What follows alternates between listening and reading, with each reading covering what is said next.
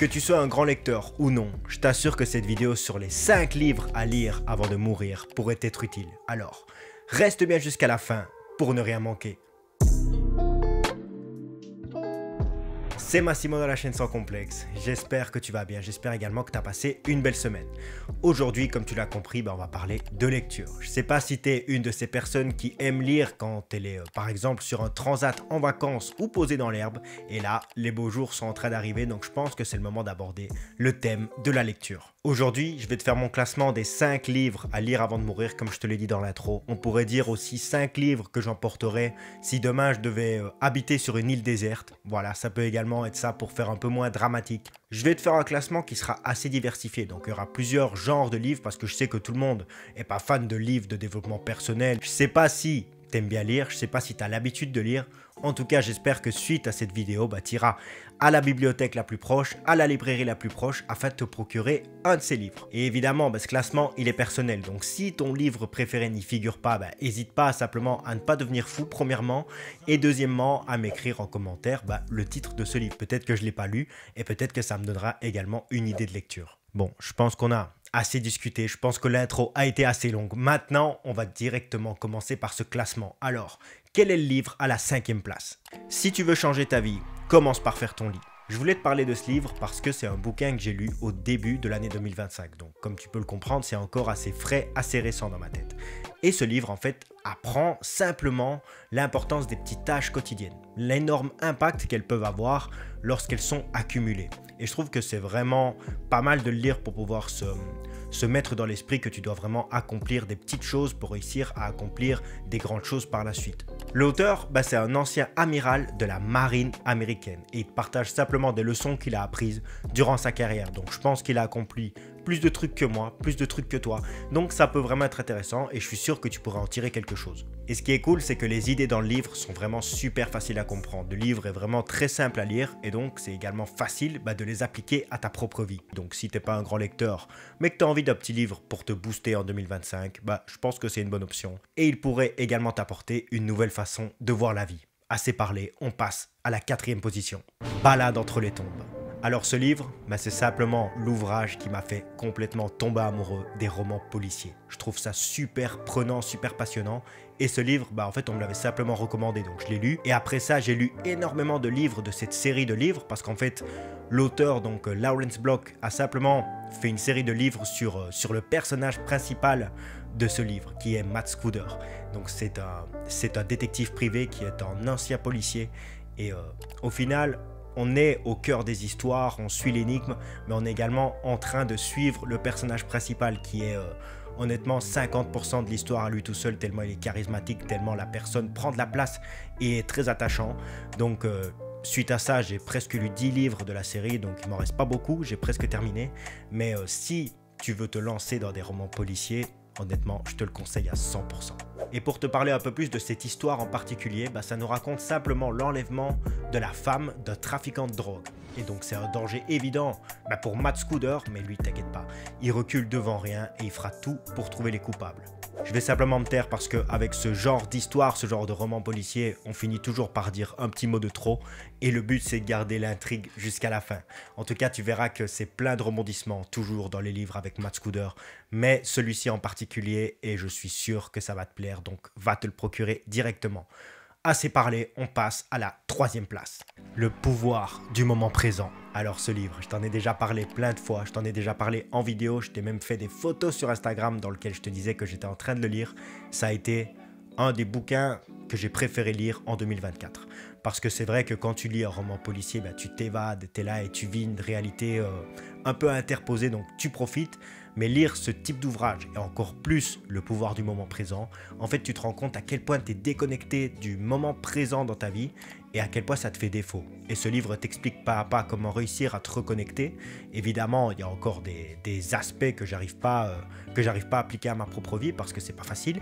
Mais rien que le fait de ne pas te rendre compte parfois que tu es ici en ce moment même. Je te donne un exemple bête qui est cité dans le livre. On te dit pour réussir à te reconnecter au moment présent, quand tu vas descendre ou monter des escaliers, tu vas te concentrer exactement sur cette action. Tu vas pas penser à quelque chose, tu vas pas essayer de faire au plus vite, tu vas prendre ton temps et descendre les marches. Et à chaque marche que tu descends, tu essayes de te rendre compte de ton pied qui va toucher la marche, de ta jambe qui va se plier, et en fait, tu te rends compte que tu fais jamais ça. Pareil, quand tu te laves les mains, tu es là automatiquement le plus vite possible et c'est fait. Alors que si tu fais tout doucement, tu te rends compte de l'eau qui glisse sur ta peau, le savon, etc. Et c'est complètement différent. Et le pouvoir du moment présent, c'est des petites actions quotidiennes qui peuvent littéralement te reconnecter. Et l'auteur, ce qu'il explique vraiment dans le livre, c'est que le temps est vraiment le bourreau du monde. Dans le sens que sans temps, il n'y aurait pas de tristesse, il n'y aurait pas de maladie mentale. En tout cas, c'est ce que l'auteur nous dit. Si on enlève cette notion de temps, alors on se libère de tous les problèmes de notre vie. Il nous explique, évidemment c'est lié, que c'est en vivant dans le moment présent qu'on peut trouver la paix intérieure et le vrai bonheur. Si je dois être honnête avec toi, comme d'hab d'ailleurs, je t'avoue que ce livre a vraiment changé ma vision de la vie. Et je l'avais acheté parce que je m'étais rendu compte que toujours, par exemple, quand j'étais en train de faire un truc, je pensais toujours à l'activité que j'allais faire après, sans essayer de profiter du moment présent justement. Par exemple, j'étais en train de prendre un café au soleil, je me dis, ok, après ce café, c'est quoi l'étape suivante? Est-ce que je vais rentrer à la maison pour travailler? Est-ce que je vais rester encore un petit peu dehors pour essayer de faire mes pas par exemple? C'était toujours penser à l'étape d'après. Alors qu'avec ce livre, j'ai essayé de me reconnecter un peu plus et je suis sûr que ça pourrait être pareil pour toi. Et c'est pour ça que je le retrouve sur le podium. Il est quand même à la 3e place des livres que j'emporterai sur une île déserte et je suis sûr que ça pourrait être pareil pour toi. Bon, on passe à la 2e place. Tiens-toi prêt. 1984. Alors comment qualifier ce livre ou simplement comment te donner envie? J'en sais rien. Parce qu'il est tellement complexe et incontournable. Ce roman nous plonge dans une société où chaque fait et geste est contrôlé. Winston Smith, le héros principal de l'histoire, vit dans une société où chaque mot, chaque fait et geste, tout, même les pensées des citoyens sont contrôlés par l'État. Et il est d'ailleurs contrôlé par quelqu'un, mais que tu connais déjà, tu en as déjà entendu parler, Big Brother. Donc une figure tellement emblématique, parce que même si tu n'as jamais lu l'ouvrage, tu connais quand même qui est Big Brother. Donc, c'est quoi exactement l'histoire? Tu t'en doutes, évidemment, malgré ce manque de liberté, Winston, il va pas se laisser faire. Et son but, c'est vraiment de retrouver la liberté, parce qu'il se rend quand même compte qu'il y a quelque chose qui va pas dans cette société créée. Et le but de l'auteur, c'est quoi? Il veut simplement nous mettre en garde contre les dangers de la manipulation, du contrôle de l'information et de la perte des droits individuels. Ce qui est encore d'actualité aujourd'hui. Et même si ce livre n'est pas le plus facile à lire parce que les mots employés sont pas les plus simples, les phrases sont assez lourdes, il te fera vraiment réfléchir sur la société. Et c'est pour ça que c'est un livre que tu dois lire avant de mourir si ce n'est pas encore le cas. Tu verras, il y a tellement de rebondissements, tu as l'impression qu'en fait l'histoire va se terminer et ensuite on passe sur autre chose de complètement différent. Bon, je vais pas trop t'en dire parce que le but c'est que tu gardes la surprise. Mais en tout cas, tu dois lire ça absolument. Et c'est pour ça qu'il est à la 2e place.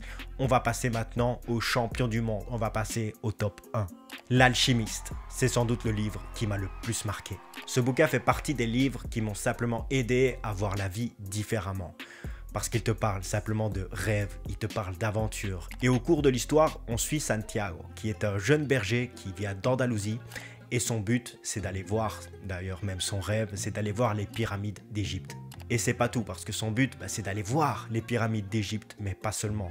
Son but, c'est également de trouver un trésor. Alors qu'est-ce qu'il va faire? Il va tout quitter pour aller poursuivre son rêve. Et au cours du voyage, il se rendra simplement compte que le but, c'est pas juste une chasse au trésor.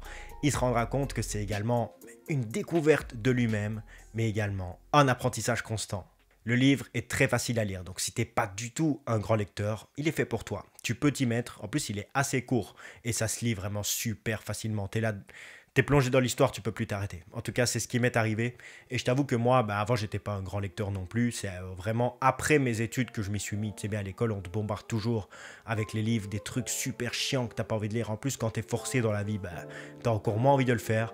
Mais l'Alchimiste, fais-le pour toi. Tu peux le trouver dans toutes les librairies, toutes les bibliothèques. Je suis sûr que tu le trouves, mais lance-toi. Santiago va simplement te faire voyager, te faire prendre conscience des choses vraiment importantes, des choses qui comptent dans la vie. Mais surtout, il nous rappelle que parfois, le trésor que nous cherchons est déjà en nous et que l'essentiel, c'est le chemin parcouru et pas la ligne d'arrivée.